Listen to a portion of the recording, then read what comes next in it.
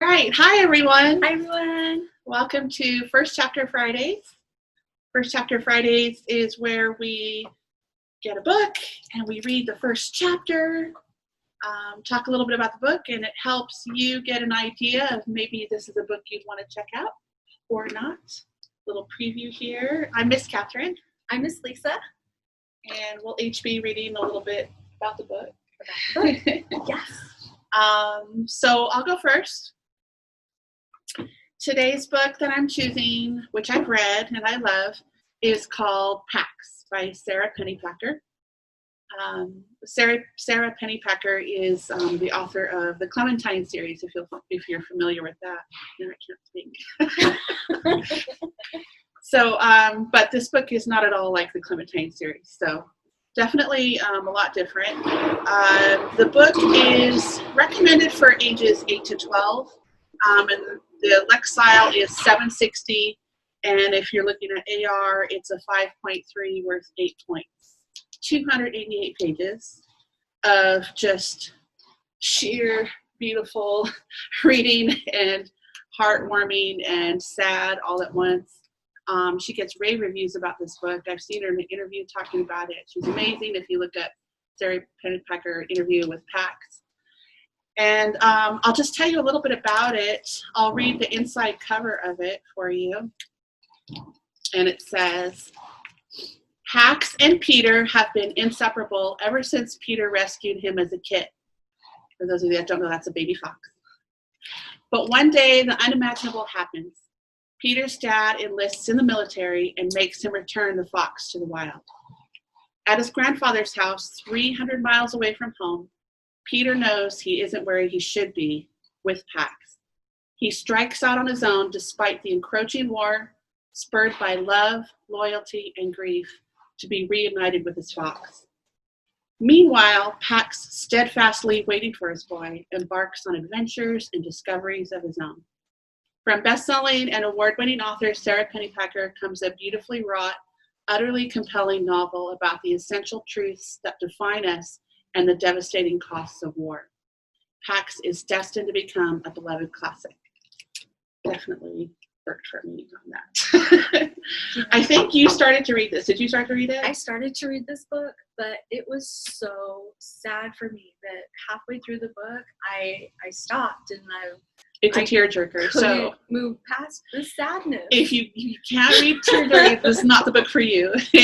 But if you can get through it, it is really heartwarming. It has an amazing ending on it. And so I am going to read a little bit out of the first chapter for you.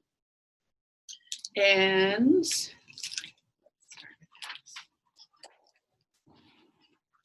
by the way, there's amazing artwork all throughout the book by illustrator John Klassen. And so I highly recommend just even checking out the artwork on that. So, chapter 1. The fox felt the car slow before the boy did, as he felt everything first. Through the pads of his paws, along his spine, in the sensitive whiskers at his wrists. By the vibrations, he learned also that the road had grown coarser. He stretched up from his boy's lap and sniffed at the threads of scent leaking in through the window, which told him they were now traveling into the woodlands. The sharp odors of pine, wood, bark, cones, and needles slivered through the air like blades. But beneath that, the fox recognized softer clover and wild garlic and ferns, and also 100 things he never encountered before, but that smelled green and urgent. The boy sensed something now, too. He pulled his pet back to him and gripped his baseball glove more tightly. The boy's anxiety surprised the fox. The few times they had traveled in the car before, the boy had been calm or even excited. The fox nudged his muzzle into the glove's webbing, although he hated the leather smell. His boy always laughed when he did this. He would close the glove around his pet's head, play wrestling, and in this way the fox would distract him. But today the boy lifted his pet and buried his face in the fox's white breath, pressing hard. It was then that the fox realized his boy was crying. He twisted around to steady his face to be sure. Yes, crying, although without a sound, something the fox had never known him to do. The boy hadn't shed tears for a very long time, but the fox remembered, always before he had cried out, as if to demand that attention be paid to the curious occurrence of salty water streaming from his eyes. The fox licked at the tears and then grew more confused. There was no scent of blood. He squirmed out of the boy's arms to inspect his human more carefully, alarmed that he could have failed to notice an injury, although his sense of smell was never wrong. No blood, not even the underskin pooling of a bruise or the marrow leak of a cracked bone, which had happened once.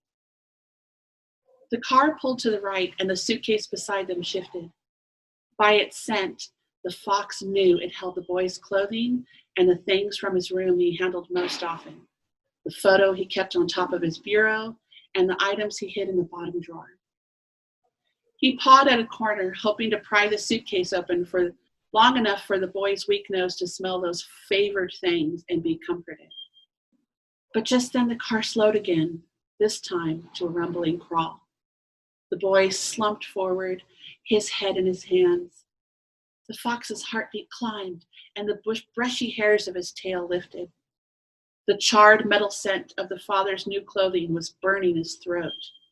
He leapt to the window and scratched at it. Sometimes at home, his boy would raise a similar glass wall if he did this. He always felt better when the glass wall was lifted.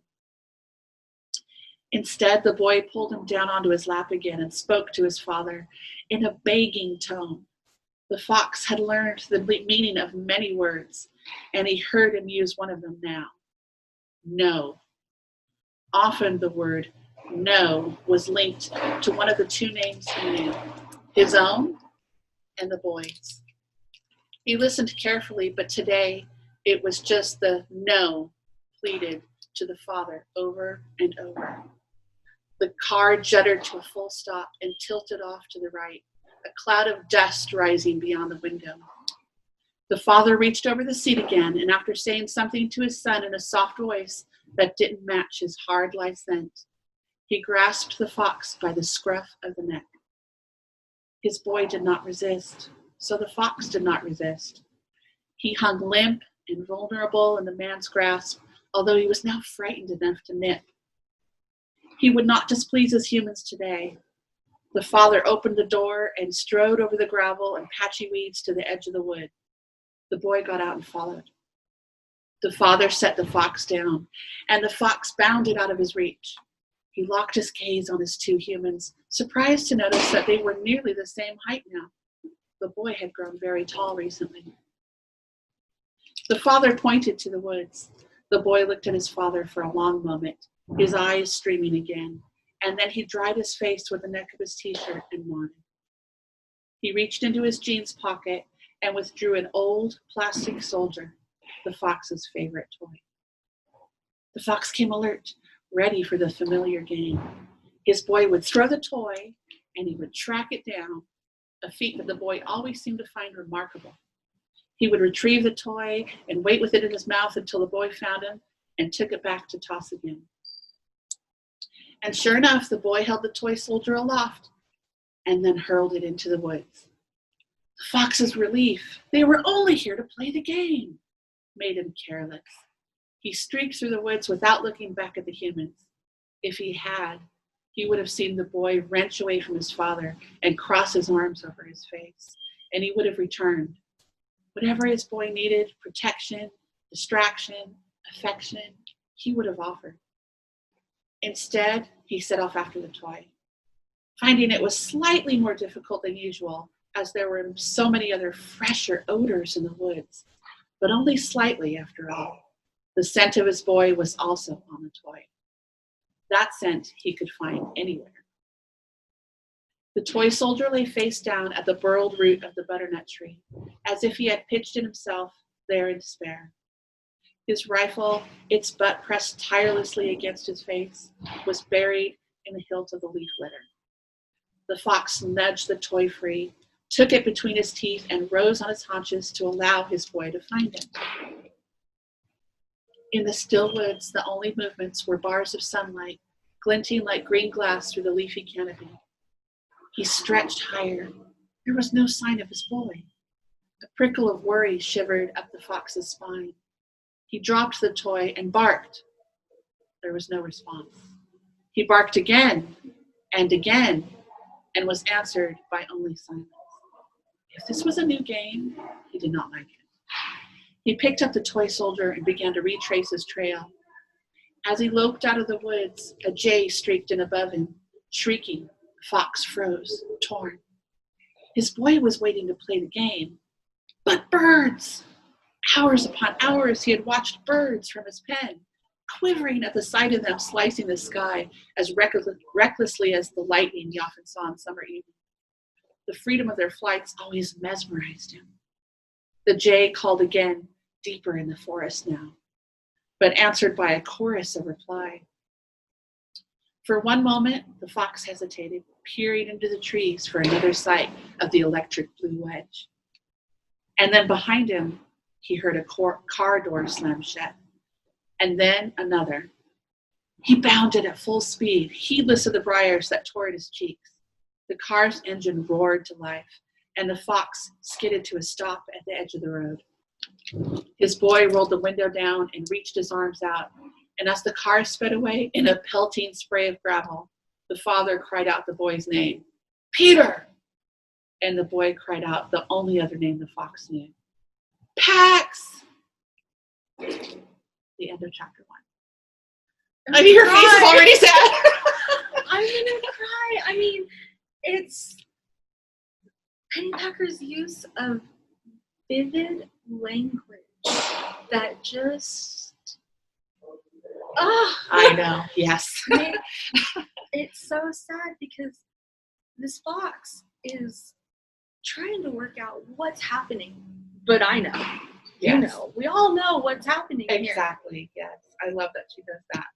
So she tells the story from the point of view of the fox, and she also tells it from the point of view of the boy. So you have two different perspectives in the story, and they're both really interesting how they see each other differently. So it's really beautiful, heart-rending story. Now, I'm not a fan of stories where, like, say, the animal dies at the end or something. Those I'm going to pass on because I don't like those kind of things. However, somebody doesn't always need to die in order for it to be heartbreaking. So this is definitely one of those tearjerkers, but I think it's well worth a read. Highly recommend it. I might go back and finish it. We'll see. If you want it, it's available. It's here at the library. Place a hold on it. Pick it up on our new curbside service. And I think it's also available in audio, too, to listen to. So that's Pax. I'll leave that right here. And I'm going to hand it over to Ms. Lisa. Hi. Okay, so I picked, it's another canine book.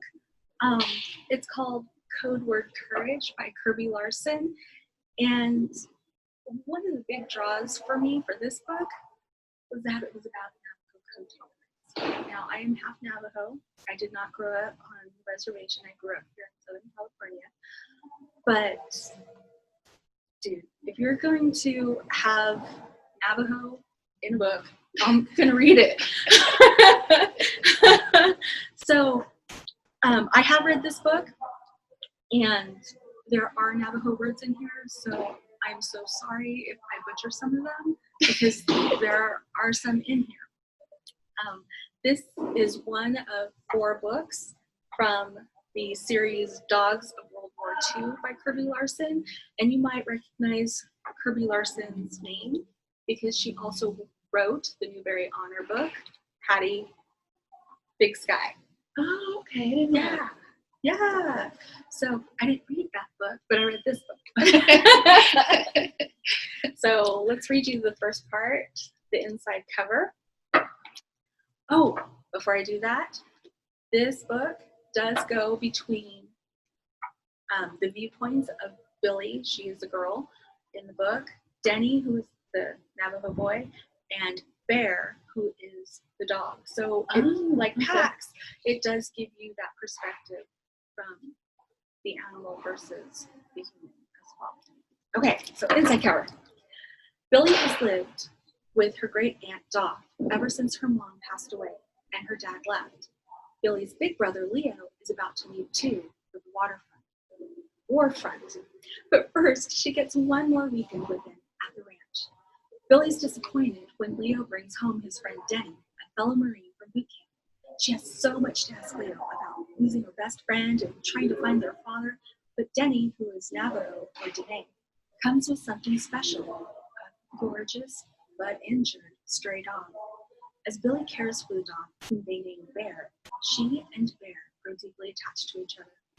Soon enough, it's time for both Leo and Denny, who serves as a Navajo code talker, to ship out. Billy does her part for the war effort, but she worries whether Leo and Denny will make it home, whether she'll find a new friend, and if her father will ever come back. Can Bear help Billy and Denny discover what's most important? In this wonderfully heartwarming story of friendship, love, and courage, Newbery Honor-winning author Kirby Larson delivers a powerful tale about unsung heroism, both on the battlefield and on the home front. So that's what this book is about. So we had our first Navajo word in there, right? Dene. Dene. Yes. And that means Navajo? That's what we call ourselves. Okay. The Dene. Yes. So, and then I'm going to read the dedication page because it also has a Navajo word in it. And so Kirby, she dedicates this book for the code talkers. Ahiehe for your service. I'm going to tear up because we're already starting. Now, before we get into chapter 1 and part 1 of this book, there is like a little prologue. And it doesn't say prologue, but it's just a little bit. And this is from Bear's point of view. The dog did not want to leave the vehicle, did not want to follow the man, but the rope prevented any other option. Pa! A voice cried from the back seat. Pa, don't! Please don't! Dog whined to Bear, his voice so upset. As soon as the man loosened the rope from his neck, he scrambled to return to the car. The man raised his arm, hollered, "Get!" He pelted the dog with rocks scooped up from the highway shoulder. Too many of the sharp edges found their marks, and then a large stone cracked something in his side. Try as he might, the dog could no longer stand his ground. Panting to ease the pain, he limped out of range. A door slammed, then the vehicle sped down the highway. The dog struggled to follow, but his legs gave way and he collapsed in the dirt. He didn't try to get up again.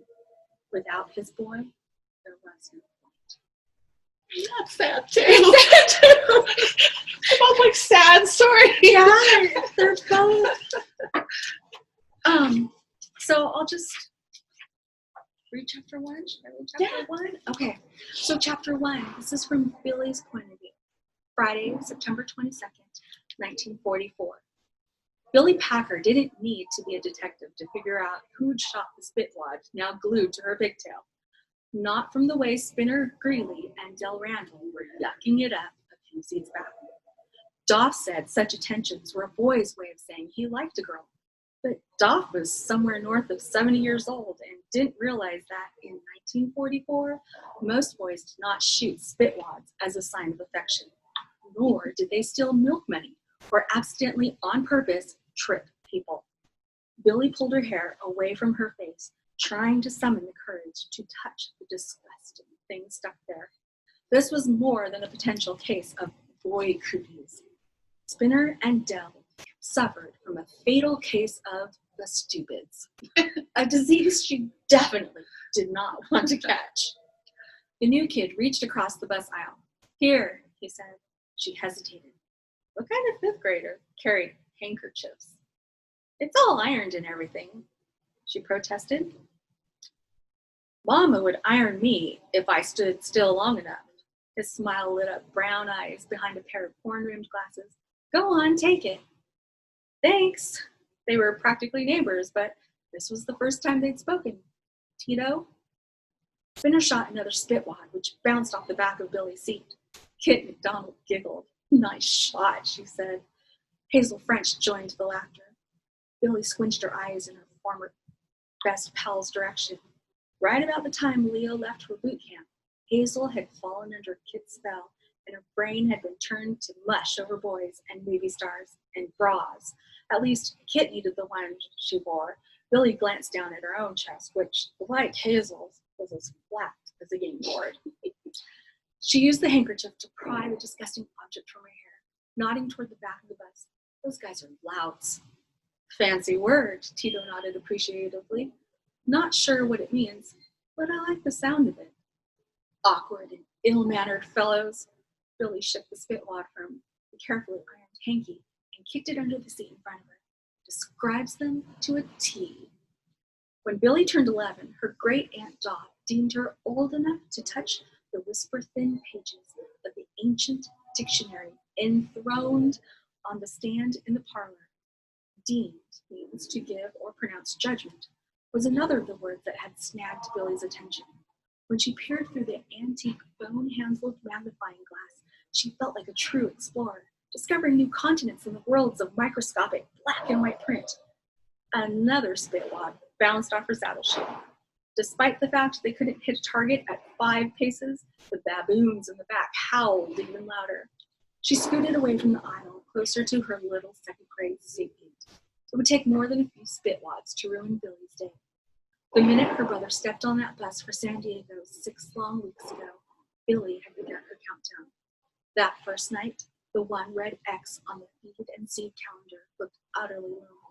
But now it had 41 brothers and sisters, and Leo was on his way home on a weekend pass. She had everything planned: a drive into town with time on the pier, a picnic out behind the avocado orchard, and lots of rounds of crisscross words. She was determined to make each moment count. Leo bragged that once he got to fighting, the Germans and the Japs would hightail it for the hills. It'll be over like that, he'd said with a finger snap. But nobody knew when the war might end. Not even Mr. Edward R. Morrow, who'd been covering it since before Uncle Sam got in the fight. Mr. Morrow's broadcasts were the only ones Doc trusted.